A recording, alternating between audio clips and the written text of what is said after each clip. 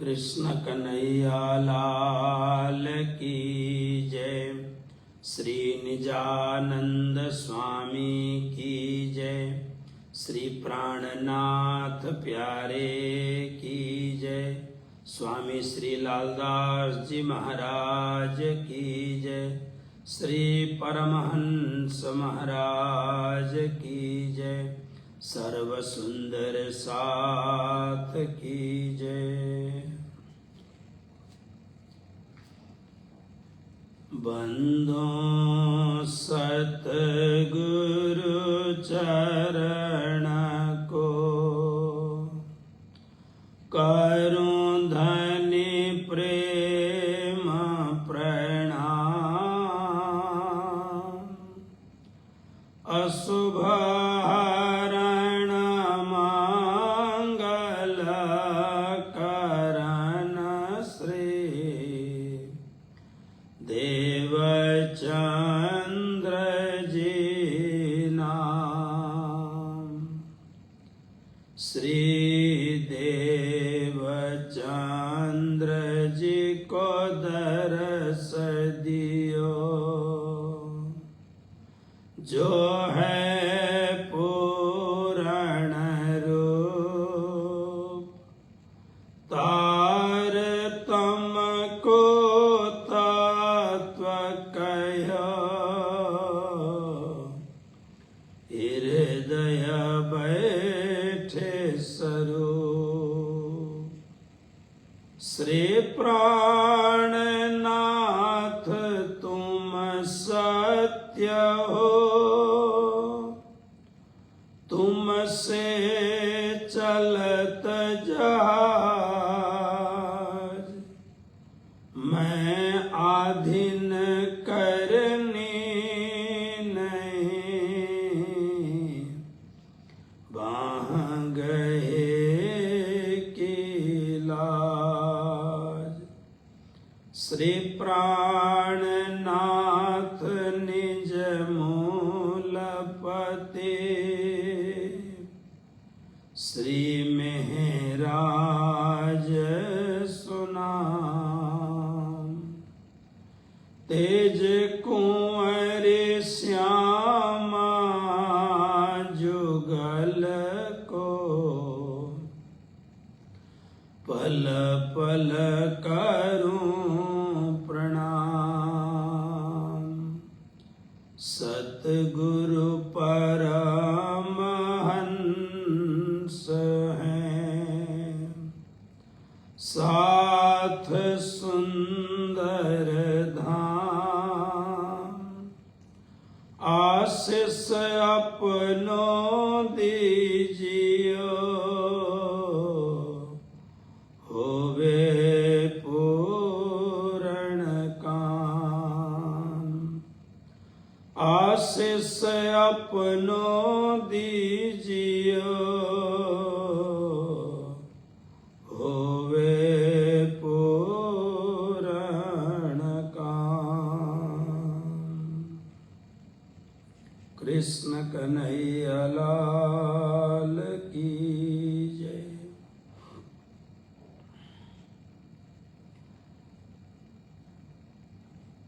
आप सभी धर्मपरायण सुंदर साथ जी, मातृशक्ति सज्जन वृंद, पिछले जुलाई के 15 तारीख से आप सभी भाव से, प्रेम से और बहुत ही विश्वास के साथ श्री वीतक की दिव्य चर्चा का श्रवण कर रहे हैं। और हम लोगों का परम सौभाग्य है कि हम सब लोग उनके दिव्य चरित्र का श्रवण कर रहे हैं, जो जिनके नाम को सुमिरण करने मात्र से भवबंधन कट जाते हैं। उघरहि विकट कपाट और सुमरत जिनके नाम। तो ऐसे सदगुरु महाराज के दिव्य चरित्र को श्रवण करने का एक बहुत ही सुंदर सुखद अवसर प्राप्त हुआ है। और मुझे भी इस बार कोई भी झंझट नहीं, न कोई भजन, न कोई संकीर्तन, न कोई नाचना, न कुछ गाना, कुछ भी नहीं, सीधी सीधी बात करनी है। और यही कथा प्रसंग श्री सनातन धाम के वेबसाइट फेसबुक से, राधा कृष्ण सेवा संस्था नामक फेसबुक से, और परमहंस पीठ श्री भद्रावतीपुरी धाम नामक जो फेसबुक जिससे लाइव हो रहा है, ये आप लोग श्रवण कर रहे हैं। बहुत ही आनंद का विषय है। सद्गुरु धनीश्वर देवचंद्र जी महाराज सारे संसार को भजन भक्ति कैसे करनी चाहिए, परमात्मा, हमारे यहाँ गुजराती में एक शब्द है, प्रभु पढ़ियो छे क्या रास्ता में। परमात्मा कोई रास्ते में पड़ी हुई चीज नहीं है कि आप जाओ और उठाओ। उसके लिए बहुत ही पुरुषार्थ करने की जरूरत है, किंतु पुरुषार्थ के साथ में उनकी कृपा भी होनी जरूरी है। पुरुषार्थ तो हमने किया लेकिन कृपा न हुई तो फिर यह वस्तु प्राप्त करना असंभव हो जाएगा। और कृपा कैसे होगी? श्री प्राणनाथ जी महाराज ने कहा, करनी माफक कृपा। हमारी जो करनी होगी, अर्थात हमारे कर्म जैसे होंगे। अगर हम कर्म अच्छा नहीं करेंगे, निंदनीय कर्म करेंगे, मन से, वचन से, कर्म से अगर हमारा कर्म निंदनीय होगा तो निश्चित रूप से हमें कृपा के पात्र हम नहीं बन सकेंगे। और परमात्मा की कृपा को प्राप्त करने से पहले सद्गुरु की कृपा प्राप्त करना बहुत जरूरत है। बिना संबंध न पाइए कोटि करे आचार। संबंध बिना परमात्मा को नहीं पाया जा सकता है।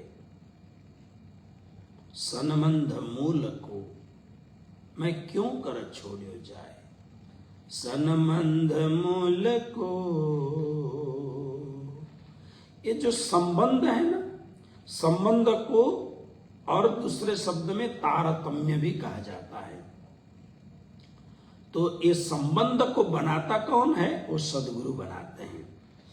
आपका और परमात्मा का जो ये बीच का जो सेतु है, संबंध है, ये सद्गुरु बनाते हैं। तो इसलिए ये पूरी की पूरी बातें हमारे मन में जिज्ञासा होनी चाहिए, अर्थपूर्ण जिज्ञासा होनी चाहिए। निरंतर केवल संसार की ओर ही हम सोचते हैं, लेकिन थोड़ा सा समय बचा करके अपने कल्याण के लिए, अपने परमार्थ के लिए सोचना चाहिए कि मेरा कल्याण कैसे होगा। देवचंद्र जी महाराज पहले सोचते हैं मैं कौन हूं। सोचने के बाद में जब प्रश्नों की जिज्ञासा पूर्ण नहीं हुई तो अपने से बड़ों को पूछते हैं। इसलिए भगवत गीता में कहा, तद विद्धि प्रणिपातेन परिप्रश्नेन सेवया उपदेच्छन्ति ते ज्ञानम ज्ञानिनः तत्त्वदर्शिनः। तत्वदर्शी महापुरुष आपको ज्ञान तब देंगे जब आप में इतने गुण होंगे। कालांतर में इसकी चर्चा करेंगे, लेकिन समुचित श्रद्धापूर्वक प्रश्न करने चाहिए। अगर आपको जहां से प्रश्न का बिल्कुल उत्तर नहीं मिलता है तो आप समझ लीजिए कि मैं थोड़ा ठीक जगह पर नहीं हूं। इसलिए समुचित प्रश्न का उत्तर होना चाहिए। अगर जो जिन्होंने कंठी दिया, संभव है उनको उतना ज्ञान न होगा, लेकिन उनकी जिम्मेवारी है उत्तर देना। इसलिए फिर जिन्होंने कंठी बांधी है उनसे बड़े जो ज्ञानी हैं उनसे पूछ करके पुनः जिज्ञासु को उनके प्रश्न का समुचित उत्तर दिया जाए, उत्तर देना चाहिए। और जब प्रश्न का उत्तर देते देते जहां जाके हमारा मन ठहर जाए वो हमारा गुरु होगा। मैं पुनः एक बार बड़ी विनम्रता से कहूं, कलयुग का प्रचंड खेल चल रहा है। लोगों ने परमात्मा की कथा को मजाक बना दिया। नाचना, गाना, और कई बार तो हम कथा के मंच पर देखते हैं कि लोग इतना सज धज के आते हैं मानो कोई ड्रामा में जा रहे हों। आजकल ड्रामा चलते हैं ना, जो टेलीविजन में सीरियल आते हैं, ड्रामा में जा रहे हों, बहनें कथाकार होंगी तो बड़ी सज धज करके कथा में पहुंचती हैं। भाई होंगे तो लंबे लंबे बाल लटका लुटको करके उधर जाते हैं। लोग उन्हीं को देखने में मस्त होते हैं। जरूर श्रृंगार करिए, लेकिन ऐसा श्रृंगार हो, व्यास गादी पर आप बैठे तो आपको देख करके श्रोताओं के मन में सात्विक भाव प्रकट हो, ऐसा श्रृंगार हो। वाणी में श्रृंगार का वर्णन किया है। ऐसे श्रृंगार का ऐसा वेशभूषा हो कि व्यास को देख करके, क्योंकि हम बैठे हैं ड्रामा देखने के लिए, करने के लिए नहीं, ज्ञान भक्ति सेवा को प्राप्त करके परमात्मा की ओर उन्मुख होने के लिए हम बैठे हैं। लेकिन स्वामी जी जैसे कहते ना, भेषें बिगाड़ो बैराग, बड़े ड्रामा हो रहे हैं। खैर, इसीलिए व्यास को ध्यान रखना चाहिए, व्यास मंच में बैठने वाले को ध्यान रखना चाहिए कि आपका शरीर का जो आपने पहना है, शरीर का जो ढांचा है, वो आपके हाव भाव और साथ साथ में आपके आंख का निर्दोष भाव, ताकि श्रोताओं को सबसे पहले श्रोताओं के मन में एक ठंडक पैदा हो। श्री जी ने कहा ना, जेने दर्शन नेत्र ठरे, ठरे मतलब आंख को शांति मिले, आंख को वैराग्य की शांति मिले। तो श्रीदेव चंद्र जी महाराज ने सब हम लोगों को प्रैक्टिकल करके दिखाया। हरिदास जी महाराज के पास जाने के बाद में न तो हरिदास जी की लंबी लंबी जटाएं थी, न हरिदास के लंबे लंबे जैसे आजकल हमारे कथाकार रखते हैं लंबे लंबे बाल, और उसमें अनेक प्रकार के उबटन। एक हमारे मित्र तो नहीं कहूंगा, फिर भी हमारे शत्रु नहीं है, क्योंकि हमारे शत्रु हैं नहीं कोई भी, तो हमारे साथ बड़ा अच्छा संबंध है। तो मुझे बताया कि जब मैं यहाँ कथा करने के लिए आता हूँ तो ये सामने वाला जो सैलून है, यहाँ जाके मैं बाल बनवाता हूँ। कितना पैसा लेते हैं? लेते हैं 300-400 रुपया। मैंने कहा ये अच्छी बात है। तो व्यास कथा के व्यास में बैठने वाले, चाहे प्रणामी हो या न प्रणामी हो, व्यास में बैठने वालों को चाहिए कि आपको देख करके श्रोताओं के मन में सात्विकता, परम शांति उद्भवे, परम शांति का अनुभव हो। और वह भी केवल दिखावटी मात्र भी ना हो, कृत्रिम आडंबरपन भी ना हो, स्वाभाविक होनी चाहिए। तो इस प्रकार से देवचंद्र जी महाराज ने हरिदास जी के पास जाके देखा, उनका जो स्वरूप है, श्रीमद् वल्लभाचार्य के संपोषक परंपरा के व्यक्ति हैं, चंदन वगैरह, गोपी चंदन वगैरह लगाए हुए हैं, और फिर बाल बनाते रहते हैं, यानी कि बाल काटते रहते हैं, ताकि प्रभु की सेवा करते हुए कहीं प्रभु की सेवा में मेरे बाल गिर न जाएं। और सफेद वस्त्र, गृहस्थ हैं, ये हमारे यहाँ नियम है, गृहस्थ को सफेद या पीले वस्त्र पहनने चाहिए। जो गृहस्थ हैं, जो अभी पत्नी को छोड़े नहीं हैं, जो अपने घर में रहते हैं, उन्हें काषाय वस्त्र यानी लाल वस्त्र नहीं पहनना चाहिए। ये लाल वस्त्र पहन करके पाखंड दिखाने का मतलब है कि आप पाखंड धर्म का प्रचार कर रहे हैं। तो जो गृहस्थ प्रचारक हैं उनको सफेद वस्त्र पहनने चाहिए या तो पीले वस्त्र पहनने चाहिए, लेकिन लाल वस्त्र मात्र निर्ग्रंथ जो सन्यासी हैं, जिन्होंने गृहस्थ धर्म को या तो स्वीकार नहीं किया या गृहस्थ धर्म को पूर्ण रूप से परित्याग कर दिया। जैसे स्वामी अखंडानंद जी महाराज, पहले वो गृहस्थ थे, संसार के बहुत बड़े धुरंधर महापुरुष, मुझे लगता है उनका नाम था शांतनु बिहारी द्विवेदी। भागवत का हिंदी अनुवाद उन्होंने किया, लेकिन जब वो सन्यासी हो गए, ऐसा सन्यास धर्म कि श्री वृंदावन धाम में आप जाएंगे तो आज भी स्वामी अखंडानंद जी महाराज का नाम है। मैं जब वृंदावन धाम में रह करके कुछ साधना, श्रीमद् भागवत का प्रशिक्षण और साथ में मैं अपने विषय में एमए भी कर रहा था, तो उस समय मैं प्रत्येक लगभग दिन स्वामी अखंडानंद जी महाराज, स्वामी वामदेव जी महाराज, अभी के पुरी के शंकराचार्य स्वामी निश्चलानंद जी महाराज, उनसे तो तर्क विद्या भी, वेदांत और तर्क विद्या भी सीखने जाते थे। ऐसे धुरंधर महापुरुष। तो हरिदास जी महाराज को कोई पाखंड तो करना नहीं था, इसलिए भेष भी ऐसा सुंदर, इसलिए तो देवत नृचक का भद्र भेष होए कि आओ। और जब नौतनपुरी धाम आए उनकी ही दिव्य प्रेरणा से, अब तो 14 वर्ष तक, वो भी पंडित जी इतने अच्छे मिले, बड़े सौम्य स्वभाव के, मृदु स्वभाव के, जिनकी भाषा बहुत उत्तम है और विषय में इतने प्रगाढ़ डूबे हुए हैं, श्रीमद् भागवत के श्लोक श्लोक पर वो डूबे हुए हैं और कृष्ण भक्ति के रंग में रंगे हुए हैं। ये पुष्टि मार्गी वैष्णव थे, श्रीमद् वल्लभाचार्य जी की परंपरा के।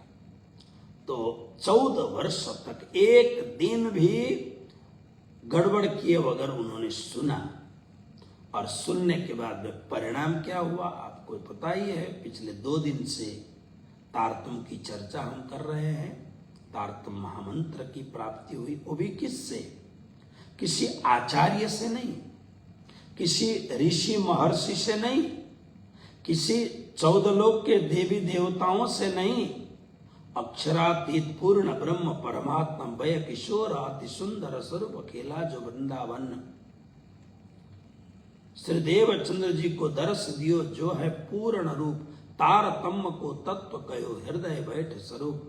वो तारतम प्रदाता साक्षात धाम धनी को उन्होंने प्राप्त किया।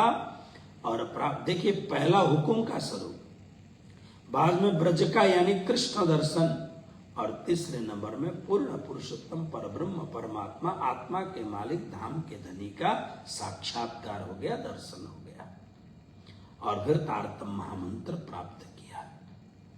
तो विक्रम संवत 1678 को उन्होंने तारतम महामंत्र प्राप्त किया। विक्रम संवत 1673 को श्री देवचंद्र जी महाराज के सुपुत्र श्री बिहारी जी महाराज का जन्म हुआ। विक्रम संवत 1676 को उनकी सुपुत्री यानी श्री बिहारी जी महाराज की बहन जमुनाबाई का जन्म हुआ। विक्रम संवत 1678 को तारतम महामंत्र की प्राप्ति हुई। तो इतने लंबे अरसे तक आप विचार करिए, 40 वर्ष के उम्र में हक्के दियो दीदार, 40 वर्ष के लंबे अंतराल में 40 वर्ष तक मेहनत करने के उपरांत तब जाके राज्य महाराज ने साक्षात दर्शन दिया। इसलिए उन्होंने कहा, हे धनी, हे पिया, हे मेरे परमात्मा, मुझे 40 वर्ष लग गए। मुझे का मतलब वो कह रहे हैं, आप मुझे मेरा परिचय आपने कराया कि मैं आपकी अर्धांगिनी आह्लादिनी शक्ति श्यामा महारानी की शक्ति मेरे अंदर है। मैं श्री परम धाम में आपकी सेवा श्यामा जी की सेवा करने वाली सुंदरबाई सखी हूं। मैं परमधाम की दिव्य आत्मा हूं। मैं तुम सुंदरबाई की आत्मा। मुझे 40 वर्ष लग गए, तो फिर ये दुनिया जो दिन रात माया के ही पीछे पड़े हैं, उनको मैं कैसे जगा पाऊंगा। तब उन्होंने कहा था, निश्चित है ये इतनी मेहनत नहीं करेंगे, और आपने जो मेहनत किया है यह तो एक प्रमाण है। यद्यदाचरति श्रेष्ठस्तत्तदेवे तरोजन महाजनो एन गतः सपंथा। आपने जो रास्ता दिखाया है हे देवचंद्र जी, यह रास्ता सुगम रास्ता नहीं है, लेकिन परम तत्व को उपलब्ध करना हो तो निश्चित रूप से अवश्य में श्रम तो करना पड़ेगा, हार्ड वर्किंग तो करनी पड़ेगी। इसीलिए पतंजलि योग सूत्र में बहुत ही सुंदर सूत्र बताया गया है। श्रीमद् भगवत गीता के लगभग मुझे लगता है 6ठे अध्याय में अर्जुन को बार बार योगाभ्यास का वर्णन किया। तत्र एकाग्रम मन कृत्वा यत चित्तेन्द्रिय क्रिया इत्यादि बात की। मैं बहुत लंबी आगे पीछे की चर्चा नहीं करूंगा, लेकिन उन्होंने बार बार यही कहा कि मन को मेरे में लगा। अर्जुन एकदम हताश होकर के कहते हैं कि कैसे लगाऊं, लगे तो लगाऊं ना। तो भगवान ने कहा था, अभ्यास से न तो कौन्तेय वैराग्येण च गृह्यते। दो हैं, या तो अभ्यास या तो तीव्रतम वैराग्य।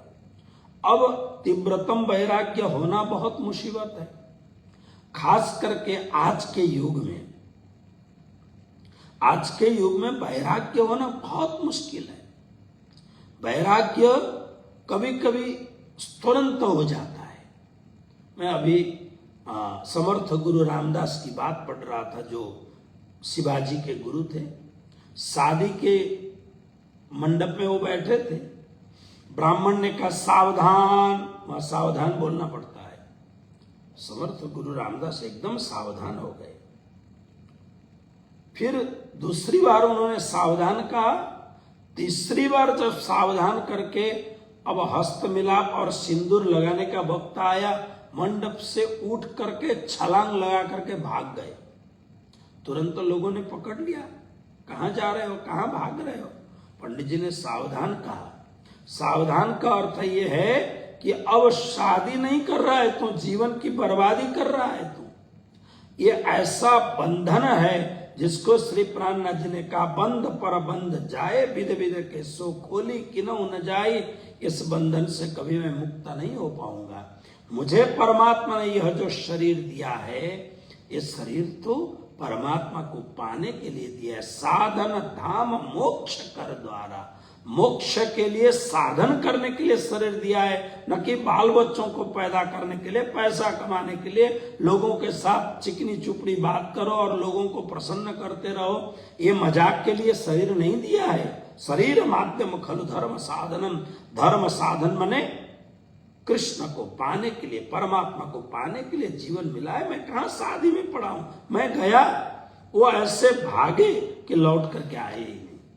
या तो ऐसे वैराग्य होता है। ये वैराग्य आपको और मेरे को नहीं हो सकता है, क्योंकि ये वैराग्य का रास्ता बहुत खतरनाक है। हम माला से ज्यादा मोबाइल घुमाते हैं। आप तो गृहस्थ हैं, ठीक है, लेकिन हम साधुओं को भी मोबाइल नहीं छोड़ता है। दिन रात हम मोबाइल में पड़े हुए हैं। तो मन वैराग्य से कैसे आप्लावित हो सकता है। दिन रात वैराग्य की चर्चा सुने, वैराग्य की बात। मुझे बचपन की याद है, गुरुजी श्री मंगलदास जी के यहाँ सवेरे 5 बजे, भोर सवेरे 5 बजे सब लोग बैठ जाते थे। गांव के लोग भी आते थे, हम विद्यार्थी बैठते थे। फिर 1-1.5 घंटे तक कुछ अनेक प्रकार की बातें होती थी, कुछ खेल जैसा भी होता था। वहीं पर गुरुजी नीम पत्ती में खिलाते थे और नीम के पत्ते खिलाते थे, गुड़ भी खिलाते थे ठंडियों में, और वैराग्य की चर्चा करते थे। परम पूज्य श्री राधिका दास जी महाराज, वो भी बार बार वैराग्य की चर्चा करते थे विद्यार्थियों को। अब कौन वैराग्य की चर्चा करता है? अब कौन वैराग्य का उपदेश देता है? इतना सब कुछ वैराग्य की बात सुनने के उपरांत भी बहुत कम लोग हम साधु हो पाए। हम बहुत कम लोग साधु हो पाए। आज तो आप पूरा जो संसार है ना, ये पूरा अपनी पूरी संपूर्ण कला से बाहर संसार निकला हुआ है। तो वैराग्य होना बहुत मुश्किल है। तो क्या करें? तो भगवान कृष्ण ने दूसरी बात कही, अभ्यास। अभ्यास से न तू कौन्तेय वैराग्येण च गृह्यते। पतंजल योग सूत्र के प्रथम समाधि पाद में 13 नंबर के सूत्र में पतंजलि कहते हैं, तत्र स्थितो यत्नोभ्यास। कहते हैं कि अभ्यास को, वैराग्य और अभ्यास में से चित्त की स्थिरता के लिए यत्न माने प्रयत्न पूर्वक अभ्यास में लगे रहे। तत्र स्थितो यत्न अभ्यास। और उसके बाद में फिर कहा तो अभ्यास कैसे करना चाहिए? तो 14 नंबर के सूत्र में, योग सूत्र में पतंजलि कहते हैं, सतु दीर्घ काल नैरंतर्य सत्कार सेवितो दृढ़ भूमि। ये 14 नंबर का सूत्र है। फिर सूत्र सुने, सतु दीर्घ काल नैरंतर्य सत्कार सेवितो दृढ़ भूमि। तू माने परंतु, मतलब प्रयत्न पूर्वक अभ्यास होना चाहिए। तो प्रयत्न पूर्वक अभ्यास क्या है जो देवचंद्र जी महाराज ने किया? कहते हैं कि दीर्घ काल, थोड़े से समय के लिए नहीं, बहुत लंबे समय के लिए अभ्यास करना चाहिए। यानी जब तक हमें आत्मा की शांति उपलब्ध नहीं होती है, हमें अपने भीतर परमात्मा के प्रति मेरे ऊपर मेरे महबूब की, मेरे परमात्मा की कृपा बरस रही है, ऐसा आत्मविश्वास, अनुभव और उसका जो प्रकार है, कैसा प्रकार? कि जैसे आपने रसगोला खाया, गुलाब जामुन खाया, बहुत बढ़िया से एकदम खीर खाया, जैसे खाते ही स्वाद की प्राप्ति हो जाती है। वाह क्या बढ़िया बनाया, बहुत सुंदर, है ना, स्वाद की प्राप्ति हो गई। तो इसी तरह से परमात्मा की भक्ति में भी स्वाद है। इसी तरह से राजी महाराज के भजन में भी स्वाद है। अगर स्वाद न होता तो महात्मा लोग संसार को छोड़ करके, स्वाद को छोड़ करके घंटों घंटों तक एकांत में बैठ करके माला जाप नहीं करते, भजन भक्ति नहीं करते, गुरुदेव की आज्ञा में रह करके सेवा नहीं करते। उसमें स्वाद है, लेकिन वो स्वाद आने के लिए समय चाहिए उसको। इसमें हमारा जो पुरुषार्थ है, गुरु कृपा तो होगी, पात्रता अगर होगी तो, लेकिन गुरु कृपा से पहले अभ्यास। तो अभ्यास कैसा हो? दीर्घ काल, लंबे अंतराल तक, जब तक प्राप्ति न हो तब तक।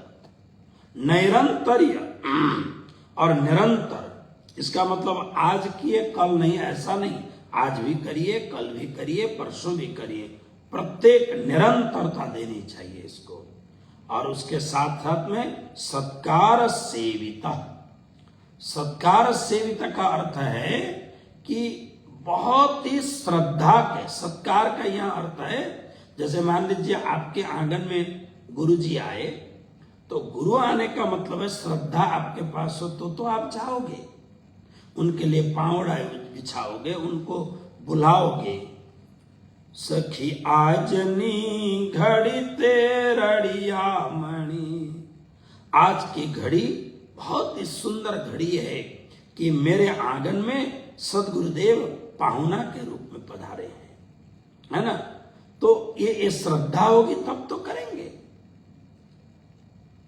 मैं नाम तो नहीं लूंगा, लेकिन कई घरों में हम जाते हैं, बुलाते हैं, जाते हैं, कई बार पहुंचने में विलंब हो तो घर के लोग लगभग भोजन करके निवृत्त हो जाते हैं। बोलते गुरुदेव आप विलंब हो गए, अब आप भोजन करिए। मैंने कहा आओ बैठो साथ में। नहीं, ये आपके साथ बैठेंगे, ये मतलब घर का जो पुरुष है वो आपके साथ बैठेंगे।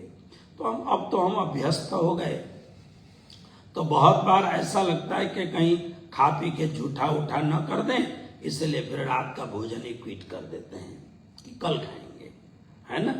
तो इसका मतलब क्या हो गया कि सत्कार यानी श्रद्धा नहीं है।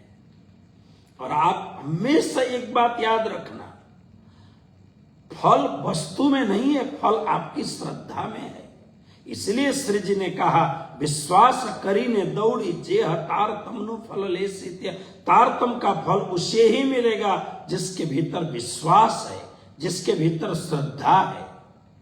इसलिए अभ्यास कैसे करें? सत्कार सेविता, बड़ी श्रद्धा के साथ में, और दृढ़ भूमि का अर्थ है फिर करते करते जो वह अभ्यास है ना, वह दृढ़ अवस्था वाला हो जाता है।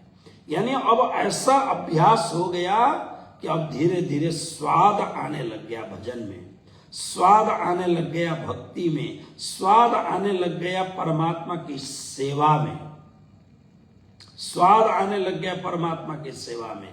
अब छोड़ने से भी छोड़ा नहीं जाता है। तो ये क्या हो गया?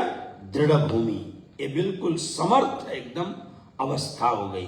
तो अब अभ्यास परिपूर्ण हो जाता है। तो इस तरीके से सदगुरु श्रीदेव चंद्र जी महाराज यहाँ पर बहुत ही भाव और प्रेम से तारतम महामंत्र प्राप्त किए, और महामंत्र प्राप्त करने के बाद में घर में गए। कल पूर्णाहुति का प्रसंग हमने बता ही दिया था। गुरुदेव के चरणों में यानी कांजी भट्ट के चरणों में पहुंचे। 14 वर्ष तक उन्होंने भागवत का श्रवण किया। माध्यम पंडित जी बने हैं, तो पंडित जी को बड़ी श्रद्धा के साथ में सब कुछ दे ले करके, प्रणाम करके, उनके आशीर्वाद ले करके अब प्रचार प्रसार के लिए निकले। अब उनके भीतर इतना भाव जगा है, इतना भाव जगा है, मैं किसको सुनाऊं। मन में कोई बात आ नहीं रही है। तो सवेरे एक हजाम निकला। ये जो कथा है वृत्तांत मुक्तावली में ब्रजभूषण जी महाराज ने ये बात कही है। वो कहते हैं कि एक हजाम निकला। ये लालदास जी महाराज ने प्रसंग को नहीं छेड़ा। तो वो हजाम जो था उसने क्या किया, वो तो जैसे आप लोगों ने भी देखा होगा, एक लकड़ी का छोटा सा बॉक्स होता था, उसमें कैंची रख लिया, उस्तरा रख लिया, कंघी रख लिया, जो कुछ थोड़ा बहुत सामग्री उतना रख के फिर हजाम जो है ठाकुर वो चिल्लाता हुआ चलता है, भाई मैं आ गया हूं। तो गांव में जिनको दाढ़ी केस बनाना है वो बना लेते हैं। तो हजाम निकला। इतने में देवचंद्र जी महाराज ने सोचा चलो ये, क्योंकि देवचंद्र जी नियमित अपना दाढ़ी और केस बनाते रहते थे, लंबा चौड़ा बनाते नहीं थे। 15 दिन महीने दिन में सफा चट। देवचंद्र जी ने बुलाया, भाई हजाम इधर आओ। आए, अभी तो आपका समय नहीं हुआ है काटने का। नहीं कोई बात नहीं, आओ। आए, उनको जलपान वगैरह कराया। फिर उन्होंने कहा, दिन भर में कितना कमाते हो? उसने कहा इतना। मैं इतना दे दूंगा, इससे 2 पैसा और ज्यादा दे दूंगा, लेकिन आज तुम कहीं भी मत जाओ। मैं तुम्हें कुछ सुनाता हूं और तुम मेरी बात को सुनो बस। उनको लगा ये तो बहुत अच्छी बात है कि दिन भर धूप में भी नहीं घूमना है और इनके साथ में बैठ करके भोजन भी आनंद से करूंगा, बहुत मस्ती से भोजन करूंगा, ये तो बहुत अच्छी बात है। तो तुरंत हजाम तैयार हो गया, और तैयार होने के बाद में फिर देवचंद्र जी महाराज बैठे और बैठ करके उसको कथा सुनाने लग गए। सारी बात उसको सुनाते रहे। पहले तो उन्होंने परमधाम की चर्चा की। परमधाम में राज्य महाराज के श्री मुखारविंद का, श्यामा जी महारानी के श्री मुखारविंद का, परमधाम का वर्णन किया। फिर ब्रज और रास की थोड़ी बात की, परमधाम से माया में आने का मुख्य कारण बताया। उसके बाद में कहा मैं पुनः स्मरण करके, जातीय स्मरण करके श्री परमधाम जाना चाहिए। देखो तुम सुंदर साथ हो, तुम परमधाम की आत्मा हो, अपने परम धाम को याद करो। ले खुशबास याद कर, अपने परम धाम को याद करो। ऐसा कहने लगे, वह परम धाम न तद भासयते सूर्यो न शशंको न पावक यद गत्वा न निवर्तन्ते तद्धाम परमम मम। जहां चंद्रमा सूर्य अग्नि कोई पहुंच नहीं सकते हैं, वो हमारा परम धाम है। चांद सूरज को गम नहीं, नहीं पावक को काम, पहुंचे सो आवे नहीं, सोई मुकुंद निज धाम। इस प्रकार से श्री परम धाम का वर्णन करते हुए उन्होंने कहा कि देखो 25 पक्ष में यानी 25 विभाग में परम धाम है। धाम, तालाब, कुंज, वन आदि करते करते फिर वो कहने देवचंद्र जी महाराज कहने लग गए, देखो बीच में रंग महल है। रंग महल के पश्चिम की ओर जाओगे तो पश्चिम का चौगान है। रंग महल के पूर्व की ओर देखोगे तो अक्षरधाम जमुना नदी है और अक्षरधाम है। और परम धाम से उत्तर की ओर, रंग महल से उत्तर की ओर देखोगे तो उत्तर की ओर में पुखराज पर्वत है, जहां से 16 धाराएं बन करके श्री जमुना जी 16 चादरे खासरे 16 धारा बन करके श्री जमुना जी पुखराज पर्वत के शिखर में से श्री जमुना जी प्रकट होती हैं। और प्रकट होकर के ऊपर से नीचे बहते बहते बहते सपाट नीचे आ जाती हैं और आकर के फिर सीधा पूर्व की ओर 4.5 लाख कोस पूर्व की ओर जाती हैं। वहां से जमुना जी मरोड़ खा करके फिर सीधा दक्षिण की ओर बहती हैं। 9 लाख कोस की लंबाई में दक्षिण में बहने के बाद में फिर दक्षिण से पश्चिम की ओर मरोड़ खा करके फिर वहां से 4.5 लाख कोस पश्चिम की ओर जमुना जी जाती हैं। जाकर के वहां एक विशाल सागर नुमा एक तालाब है, जिसको हौज कौसर तालाब कहते हैं। उस हौज कौसर तालाब में जमुना जी जाके विलीन हो जाती हैं। उत्तर की ओर पुखराज पर्वत है, जहां से श्री जमुना जी का प्राकट्य हुआ। और उसको कहते हैं भाई, इसी भांति रंग महल से आप दक्षिण की ओर देखोगे तो दक्षिण की ओर हौज कौसर तालाब भी है, और जैसे उत्तर में पुखराज पर्वत है ऐसे ही दक्षिण में मानिक पहाड़ है। और मानिक पहाड़ की बात तो क्या कहें, ऐसे वर्णन करने लग गए श्री देवचंद्र जी महाराज। कहते मानिक पहाड़ 12,000 भोम ऊंचा है। अब वो बेचारा कभी सुनता है, कभी सोता है, फिर खड़े फिर विचार करता है। अब जब मानिक पहाड़ का बात करने लगे, एक पर्वत है जिसके भीतर कोठे पूरा भवन बने हुए हैं, और ये कितना ऊंचा है, बोले 12,000 भोम ऊंचा है। 12,000 भोम ऊंचा।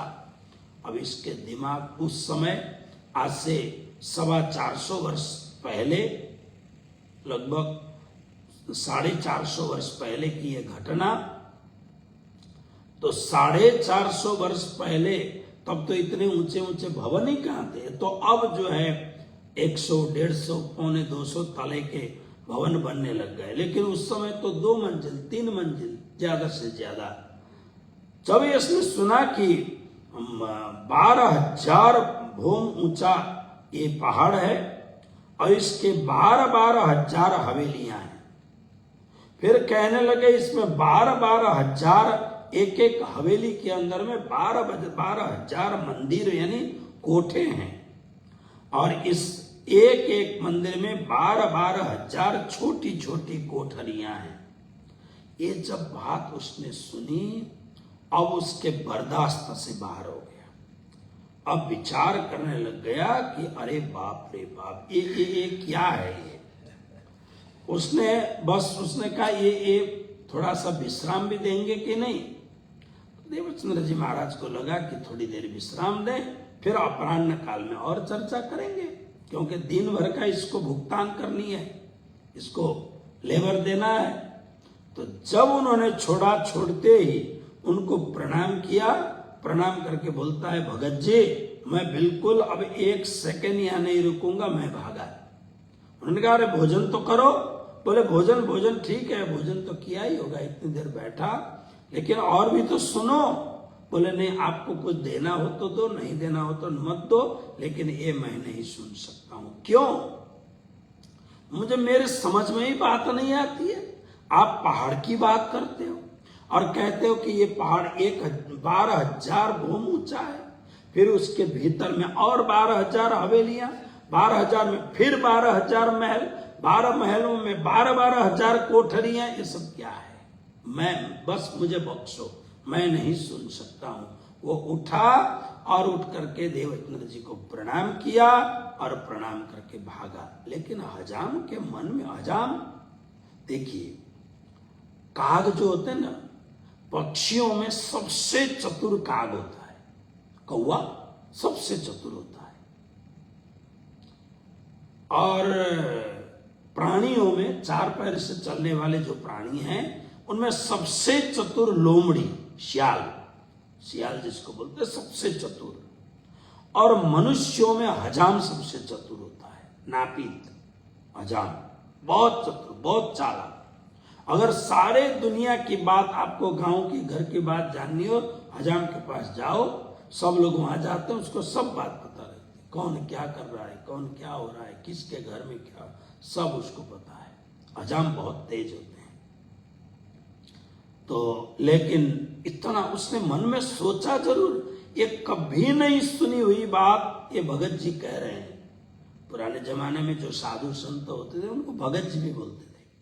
ये महाराज बोल रहे हैं तो कुछ तो होगा, लेकिन अपने पल्ले नहीं पड़ रहा है, इसलिए रहने दे। हमारे यहाँ शास्त्रों में एक बहुत बड़ी सुंदर सी बात कही है। कहते हैं शास्त्रों में कि योग्य पात्र न हो ना, तो उसको ज्ञान, जो बढ़िया जो ज्ञान है, वो नहीं देना चाहिए।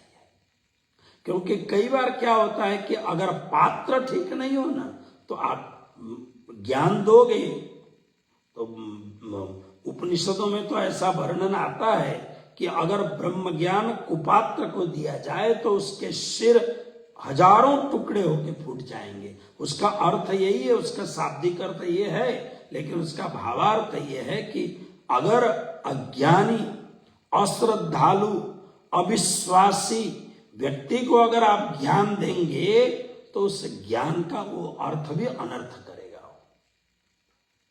बिल्कुल अनर्थ करेगा। तो इसलिए पात्र होना बहुत जरूरी है। श्री प्राणनाथ जी महाराज तो कहते हैं, दया दान सेवा सर्व अंगे कीजे ते सर्वे गोप, पात्र ओलखीने कीजे अर्चा, शास्त्र अर्थ जोइए जोप। पात्र ओलखीने कीजे अर्चा। श्री प्राणनाथ जी महाराज कहते हैं, पात्र देख करके और उसको ज्ञान देना चाहिए। अगर आप पात्र देख करके ज्ञान नहीं देंगे तो संभव है कि वो फिर गड़बड़ हो जाएगा। श्री प्राणनाथ जी महाराज ने किरंतन ग्रंथ के 128वें चौपाई में, 128वें प्रकरण के 59वें चौपाई में बहुत सुंदर एक बात कही। कहते हैं, विजा वचन भारी के मकइये, तेता अर्थि बिना न अपाए, केसरी दूध कनकनारे, पात्र बिना न समाये। श्री प्राणनाथ जी महाराज कहते हैं, जो केसरी सिंह है, केसरी जो सिंहण होती है फीमेल, उसका दूध अगर रखना हो तो एल्यूमिनियम के बर्तन में, स्टील के बर्तन में, या ऐसे किसी भी बर्तन में आप रखोगे तो सिंहण का जो दूध है वह दूध उस बर्तन में आ नहीं सकता है। कहते हैं वो छेद कर जाएगा, उसका दूध इतना पावरफुल होता है। तो उस दूध को रखने के लिए स्वामी जी पारंपरिक जो एक समाज में प्रचलित शब्द है, केसरी दूध कनकनारे पात्र। केसरी दूध को रखना हो तो कनक यानी सोने का पात्र होना चाहिए, स्वर्ण पात्र होना चाहिए, तो ही दूध रहेगा। तो ब्रह्म ज्ञान इस सोने का पात्र है। ब्रह्म ज्ञान को सुनने के लिए ऐसी पात्रता होनी बहुत जरूरी है। तो यहाँ पर इसलिए स्वामी श्री प्राणनाथ जी महाराज ने बताया कि ये ब्रह्म ज्ञान और तारतम ज्ञान तो एकदम प्योर ब्रह्म ज्ञान है, तो इसको सुनने के लिए तो अवश्य में वह पात्र होना चाहिए। अब देवचंद्र जी महाराज के मन में विचार आ गया कि अब करूं तो सुनाऊं तो किसको सुनाऊं। तब यहाँ पर श्री लालदास जी महाराज कहते हैं, मैंने थोड़े से शब्द परिवर्तन किए हैं लालदास जी महाराज के भीतर के, आप लोग श्रवण करें। पहले प्रणामी धर्म में गांग जी भाई धरे कदम, सेवा करी श्री देवचंद्र जी की कदमों सौंपी आत्म। पहले प्रणामी धर्म में, श्री कृष्ण प्रणामी धर्म निजानंद संप्रदाय में सबसे पहले गांग जी भाई ने अपना कदम रखा। यानी श्री कृष्ण प्रणामी धर्म में सबसे पहले गांग जी भाई आए हैं, क्योंकि तुरंत देवचंद्र जी को लगा अब किसको सुनाऊं। याद आ गया, अरे एक नगर सेठ थे गांग जी भाई, जो हमारे साथ में कथा सुनने के लिए आया करते थे, बहुत बड़े भक्त नगर सेठ थे, अपरिमित संपत्ति थी। और इनके छोटे भाई खेता भाई बसरा में रह करके व्यापार करते थे, इसलिए इनका विदेश आना जाना लगा रहता था। बड़ी संपत्ति के मालिक, लेकिन भक्ति भी इतनी ही। इसलिए जब कथा सुन करके दोनों भाई जब अपने घर की ओर, क्योंकि गांगजी भाई का घर और देवचंद्र जी का जो घर है वो बहुत दूर नहीं है। आपने देखा ना, चाकला मंदिर से थोड़ा और आगे बढ़िए तो श्री राज मंदिर, यानी देवचंद्र जी महाराज का घर श्री राज मंदिर है, गांगजी भाई का घर चाकला मंदिर है। तो दोनों फिर जा करके एक जगह कहीं खड़े होकर के खूब चर्चा करते थे कि पंडित जी ने कल क्या कहा, परसों क्या कहा, ये क्या। और देवचंद्र जी की सुनते दोनों सेम कैटेगरी में है, लेकिन देवचंद्र जी जब वो सुनी हुई बातों को, जिसको बीतक में एक शब्द का चर्चा की अर्चा करे, बिहारी जी जब चर्चा करते थे प्राणनाथ जी उसकी अर्चा करते थे। यानी कांजी भट्ट के यहाँ कथा सुन करके आकर के दोनों खड़े होके फिर उसी चर्चा को देवचंद्र जी जब अपने अत्यंत मीठे रस से भरे हुए शब्दों से और हृदय में अपरिमित भाव को ला करके जब वो वर्णन, उसी बात को दोहराते हुए वर्णन करते थे। लेकिन कई बार क्या होता था, पंडित जी से सुन के आए हैं, कथा का संदर्भ वही है, लेकिन बात को नहीं है, कोई नई बात, कोई नई वस्तु, भक्ति का कोई नया प्रकार, कृष्ण की कोई नई बात देवचंद्र जी सुनाते थे। और दोनों बातें करते करते समय इतना चला जाता था, पानी भरने वाली, उस समय तो घर घर में नल नहीं होते थे, इसलिए पानी भरने वाली जो माताएं हैं, बहनें हैं, वो मिट्टी के घड़े लेकर के या तो धातु के बर्तन लेकर के पानी लेने के लिए जाती थी। तो पानी लेने के लिए जब जाती थी तो भी ये दोनों बात कर रहे हैं। पानी लेकर के आई, घर में पहुंची, फिर दोबारा, क्योंकि पानी इतने से तो पहुंचेगा नहीं, कई बार पानी लेने के लिए जाना होगा, फिर गई, फिर भी ये बात कर रहे हैं, फिर वापस आई तो फिर भी वो बात कर रहे हैं, फिर चली गई घर में पानी रख करके फिर दोबारा पानी लेने के लिए आती हैं, फिर भी ये दोनों बात कर रहे हैं।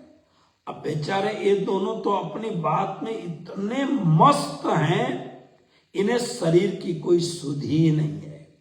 लेकिन ये माताओं से रहा नहीं गया, तो माताओं ने कहा, राह मिने खड़े रहे, चर्चा ठाड़े करे दोए, पानी भरने जाए पनिहारी, फिर आए खड़े देखे सोए, फिर दूसरी बेर जाए भरने,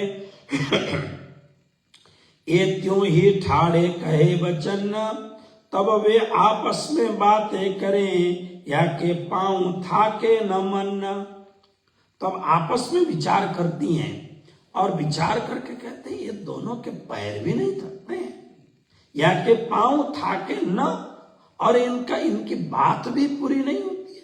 हाँ, स्त्रियां अगर बात करने लग जाएं तो बात अलग है, क्योंकि माताएं जब बात करने लग जाती हैं तो माताओं की बात कभी पूरी नहीं होती है। वैसे तो घर में पति के साथ बहुत बात नहीं करेंगी, लेकिन कब सहेली आ जाए या और कोई आ जाए, बहन आ जाए, कोई आ जाए, तो पूरी रात बात करके बिता देंगी, नींद ही नहीं आएगी। लेकिन यहां तो दो पुरुष, और वह भी भद्र पुरुष, बड़े अच्छे लोग खड़े हैं। एक को तो सब जानते हैं, गांगे जी भाई को तो ये नगर सेठ हैं। एक क्या दिन भर खड़े होकर के घंटों घंटों चर्चा करते हैं। तो कहते हैं या के पाँव थाके, इनके पैर भी नहीं थकते, न मन और मन भी नहीं थकता है। ये चर्चा के रस में देह की न राखे खबर, चर्चा के रस में, क्योंकि दोनों को संसार से कोई मतलब नहीं है। हाँ, बातें करने में बहुत आनंद आता है। मैं भी कहता हूं आनंद, क्या कैसे आनंद आएगा? दूसरों की निंदा करनी हो ना, तो निंदा रस में बहुत आनंद आता है, बहुत आनंद आता है निंदा रस में। मुझे पता नहीं ये जो ऑनलाइन में चर्चा कर रहा हूं कितने लोग सुनते हैं, लेकिन अगर कोई एक वाक्य मैं फेसबुक में पूरे समाज को हलचल करने वाले कुछ समाज के वास्तविक तथ्य को लेकर के मैं कुछ लिखूं, तो इतने लोग बड़े चाव से उसको पढ़ते हैं और बड़े ही प्रेम से अच्छी अच्छी गालियां लिख करके उसका उत्तर भी मुझे देते हैं। मुझे बड़ा अच्छा लगता है। मुझे अच्छा इसलिए, मुझे गाली देते हैं, मुझे खराब लगता ही नहीं है, लेकिन सबसे अच्छा मुझे यह लगता है कि कितने चाव से लोग पढ़ते हैं, कितने चाव से लोग उत्तर देते हैं। अब ये जो मैं चर्चा कर रहा हूं कितने लोग सुन रहे हैं तो राज्य जाने, है ना। लेकिन निंदा रस में बड़ा आनंद है। निंदा के रस में जो चापलूस होते हैं, जो चाटुकार होते हैं, हाँ महाराज करने वाले जो चाटुकार होते हैं ना, उनको ये सब बहुत अच्छा लगता है। जो भजन में मग्न है, भक्ति में मग्न है, जिनको परमात्मा का प्रेम चाहिए, उनको क्या इन सब चीजों से पड़ी हुई है। वो तो अपने राम में मस्त है। मुझे मेरी मस्ती कहां लेके आई, है ना। लोग तो अलग अलग प्रकार के। कबीर साहब ने कहा कि निंदक नेड़े राखियो आंगन कुटी छवाए, बिन पानी बिन साबुन मैला धोवत जाए। कबीर साहब कहते हैं निंदक को अपने घर के पास में रखो। बोले क्यों? कि कपड़े धोने के लिए तो पानी भी चाहिए, साबुन भी चाहिए, लेकिन अगर निंदक कोई होगा ना, आपके पाप को बिना साबुन खर्च किए आपके पाप को धोता रहेगा। इसलिए भले निंदक नजदीक में हो ना तो बहुत अच्छी बात है। बहुत ये महापुरुष लोग गजब गजब की बात करते हैं। कई महापुरुषों की चर्चा आप देखो। मुझे अभी बीच में प्रसंग में याद आया था, हमारे गुरु जी मंगलदास जी महाराज, अब तो 43 वर्ष हो गया, वो नहीं है, लेकिन उन्होंने अपने मंगल सूक्ति में परम आदरणीय श्री 108 श्री मोहन प्रियाचार्य जी महाराज ने समाज के ऊपर बड़ा उपकार करके उन्होंने मंगल सूक्ति का संग्रह तैयार किया। और ये मंगल सूक्ति में बहुत गजब गजब की बातें हैं, गजब गजब की बातें हैं।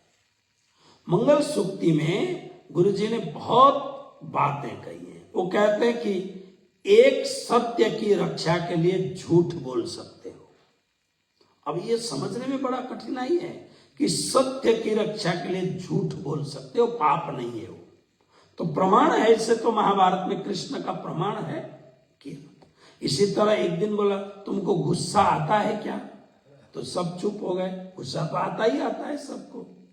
तो किसी ने तुम्हें कुछ कह दिया तो तुमको गुस्सा आता है, बोले हाँ आता है। लेकिन जिसने तुमको कुछ कहा है, अगर वो तुम नहीं हो, फिर भी तुम्हें गुस्सा न आए क्योंकि तुम हो ही नहीं हो। जैसे समाज में नहीं बोलते हैं गधे जैसा है ना। तो अब गधे जैसा है कर सामने वाले को, लेकिन वो सोचे कि मैं तो गधा हूं ही नहीं, मैं तो आदमी हूं, तो उसको जैसे श्रीमद् भागवत के महात्म्य में लिखा है, जिसने एक बार भी भागवत की कथा नहीं सुनी वो गधे की तरह है, स्वपच की तरह है, वो मिथ्या स्वजन्म जननी जनि दुख बाजा। तो गुरुजी ने एक जगह कहा, कोई तुम्हें कुत्ता कहे तो तुम्हें क्रोध आता है, गुस्सा आता है? बोले आएगा ना, आज गुस्सा क्या है ना, उसको मारने के लिए दौड़ेंगे। अरे कोई कुत्ता कहे तो क्यों नहीं दौड़ेंगे? तो गुरुजी ने कहा बस किसी ने तुम्हें कुत्ता कहा, तुम्हें क्रोध आ गया, मतलब जब तक तुमको क्रोध आया तब तक तुम कुत्ते हो गए।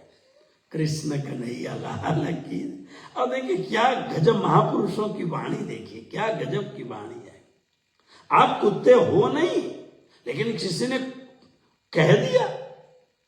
घर में भी बोलते हैं ना, बहुत ज्यादा आप मैले रहो, आपके छोटे छोटे बच्चों के शरीर में कीचड़ लिपटा हुआ है, अभी साफ किया फिर कीचड़, फिर साफ किया फिर कीचड़।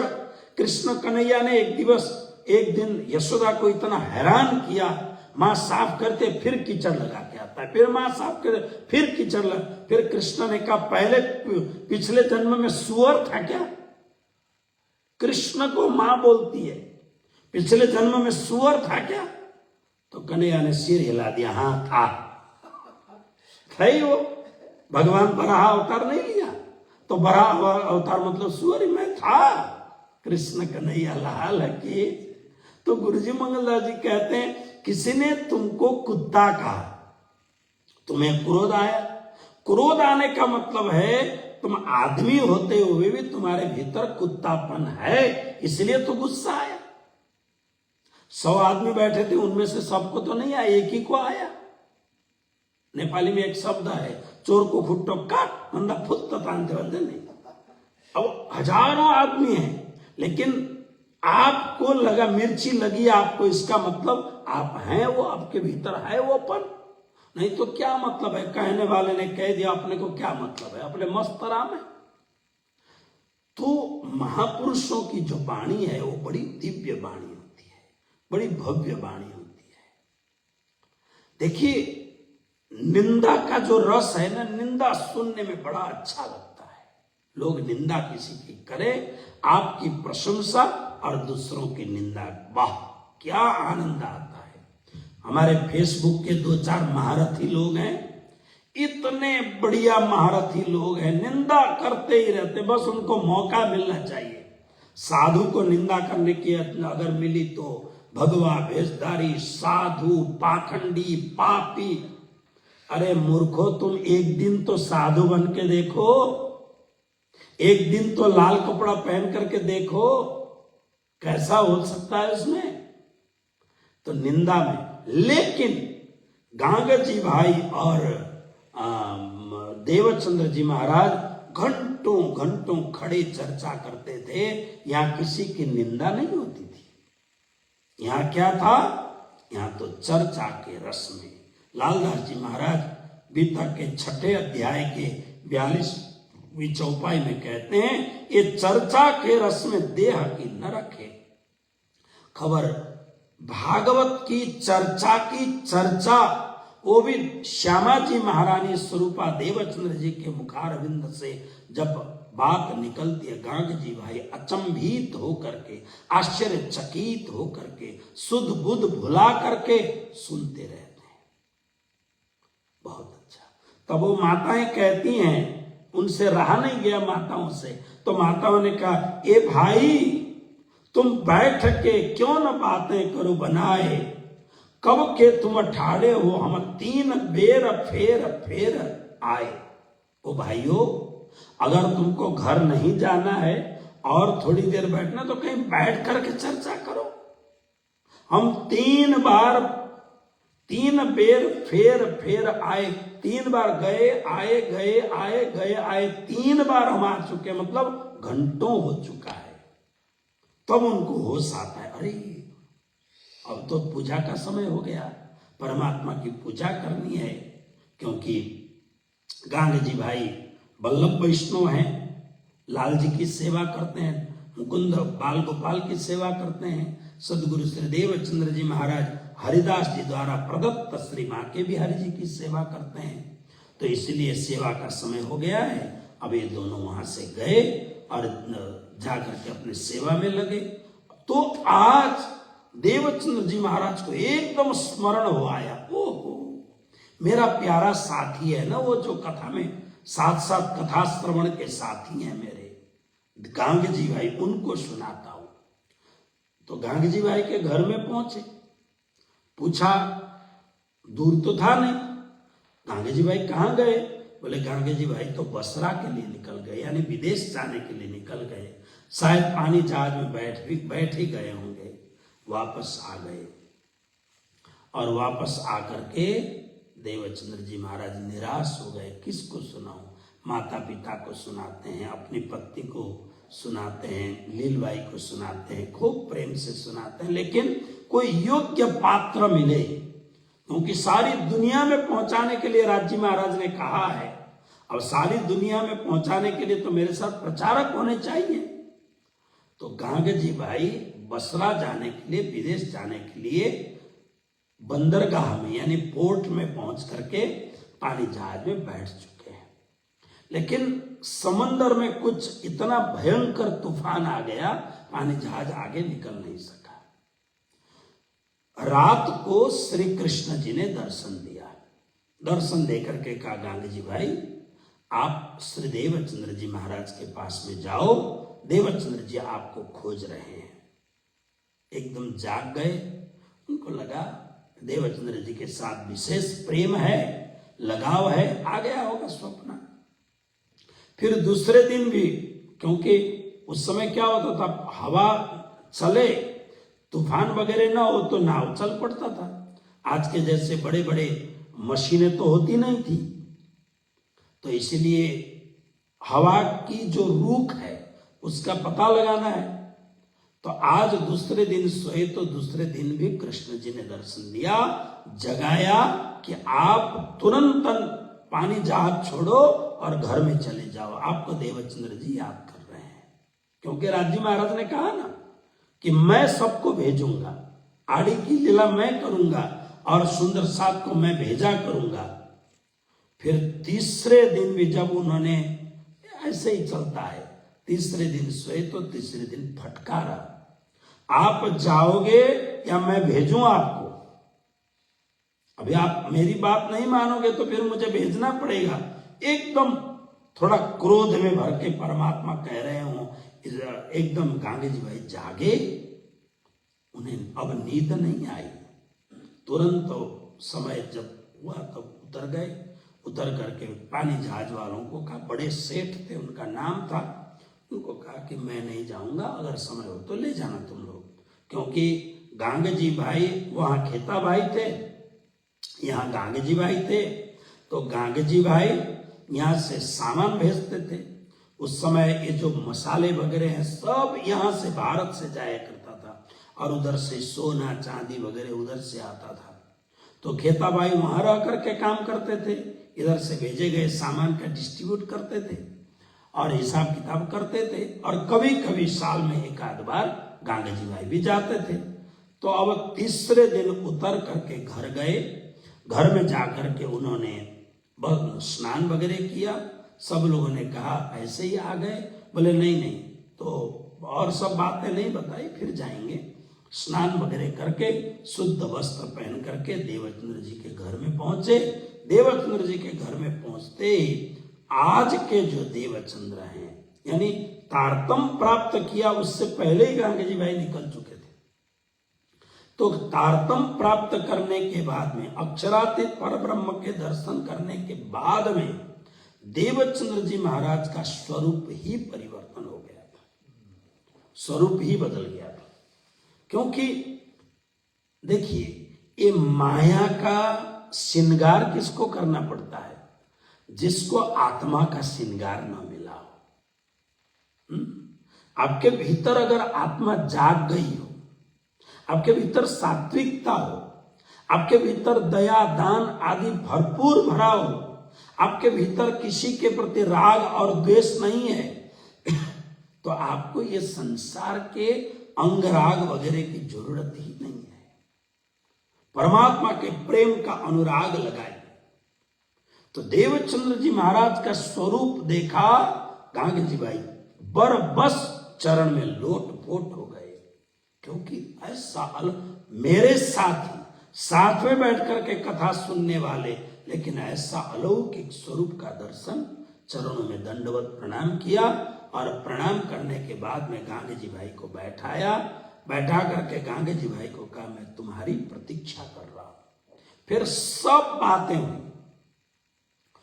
बातें हुई, कैसे मुझे दर्शन हुआ, किस तरीके से मुझे तारतम्य मिला।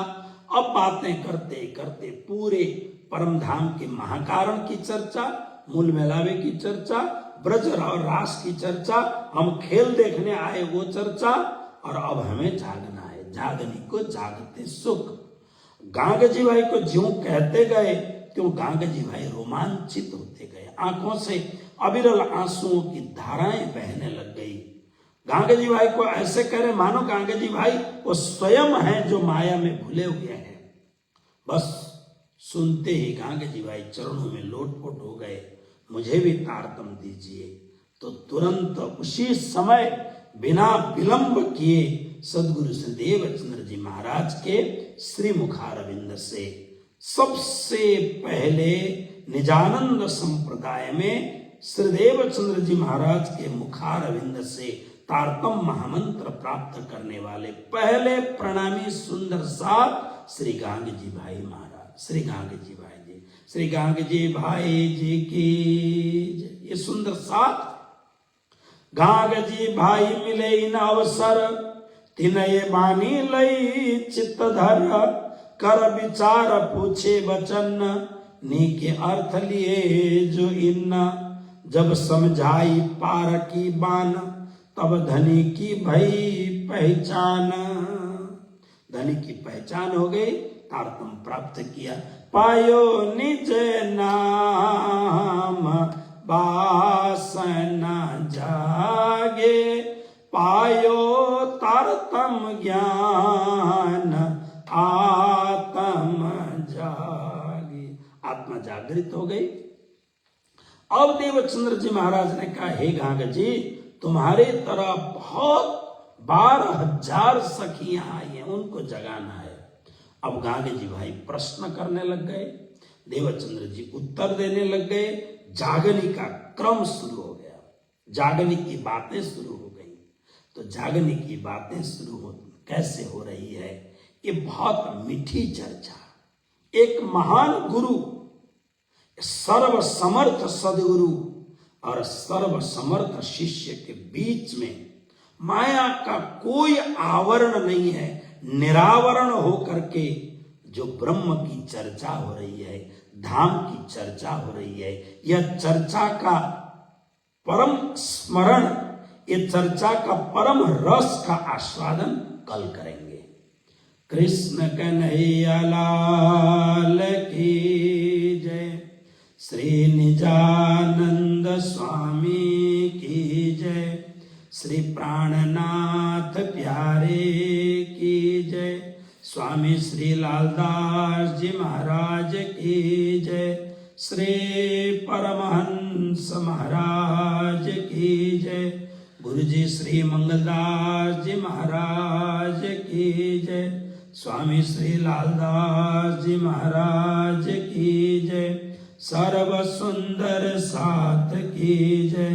प्रणाम सुंदर साथ।